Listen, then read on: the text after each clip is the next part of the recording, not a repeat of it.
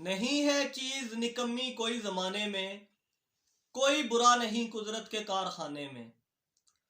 ناظرین، اس شعر کا مطلب مجھے اس وقت سمجھ آیا جب میں نے گدھ اور پولر بیئر کی کم ہوتی ہوئی آبادی پر ریسرچ کرنا شروع کی۔ اللہ نے کوئی بھی چیز بے ضرورت نہیں بنائی۔ ہر چیز اپنی استطاعت کے مطابق ماحول میں اپنا کردار ادا کر رہی ہے، سوائے اشرف المخلوقات کے جو ہر ممکن کوشش کر رہا ہے کہ سمیت اس کے کوئی بھی مخلوق اس کرۂ ارض پر زندہ نہ رہ سکے۔ السلام علیکم ناظرین، میں ہوں ارسلان صاحی اور سیونگ پلانٹ ارتھ کی ایک نئی ویڈیو کے ساتھ آپ سب کو خوش آمدید کہتا ہوں۔ ناظرین، گدھ ان پرندوں میں شامل ہے جو ہمارے ماحول کے کلینرز ہیں۔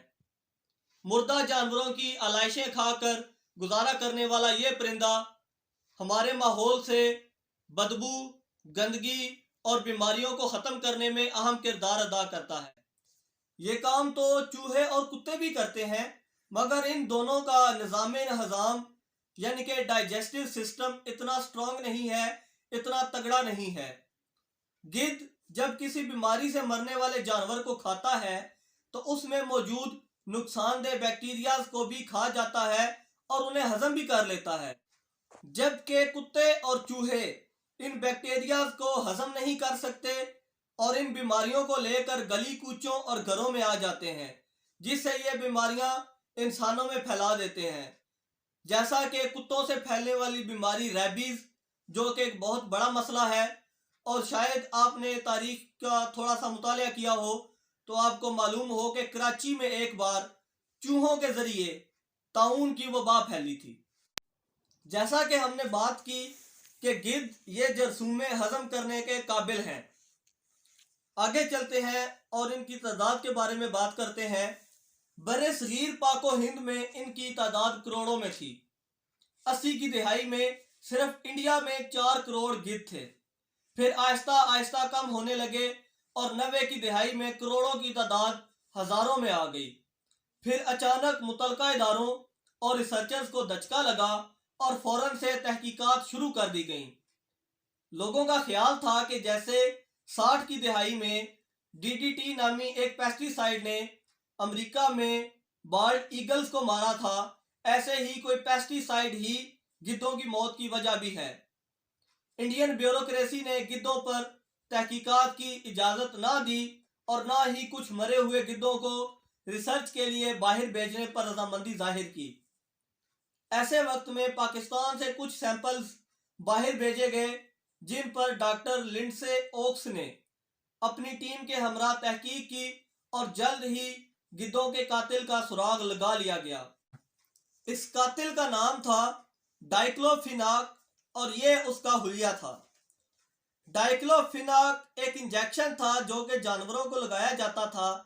جب گدھ ڈائکلوفیناک کا ٹیکہ لگے کسی جانور کو کھاتے تھے تو ان کا معدہ اور آنتیں بری طرح متاثر ہوتی تھی، جس سے یہ مر جاتے تھے۔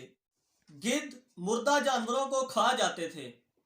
جب گدھ کم ہوئے تو بہت سے علاقوں میں مردہ جانور پڑے پڑے گلنے سڑنے لگے اور بیماریاں پھیلانے کا سبب بنے۔ دوسرا، جب گدھ کم ہوئے تو آوارہ کتوں کو زیادہ کھانے کو ملا، ان کی بریڈنگ زیادہ ہوئی اور گدھوں کی آبادی کا گیپ پورا کرنے کی تمام تر ذمہ داری آوارہ کتوں کے کمزور کندھوں پر آن پڑی۔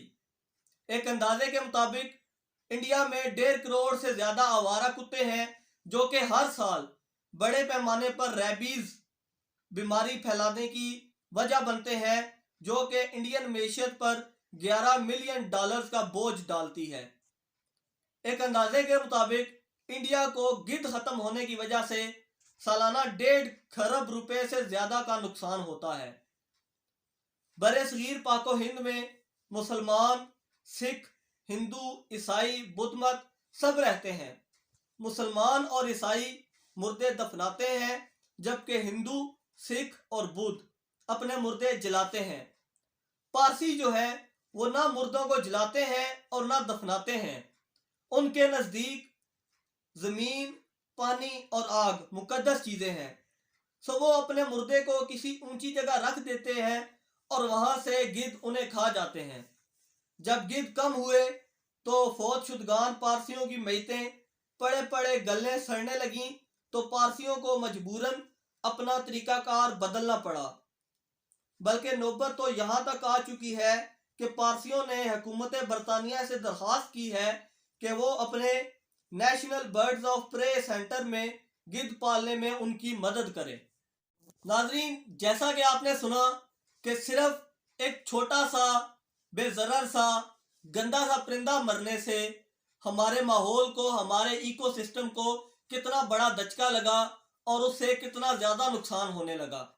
آپ اندازہ کریں کہ اگر ایسے ہی ہم اپنی سرگرمیاں جاری رکھتے ہیں اور مزید جانور مرتے جاتے ہیں تو ایکو سسٹم کتنا امبیلنس ہوگا اور اس کو ہماری زمین پر کتنا زیادہ نقصان ہوگا۔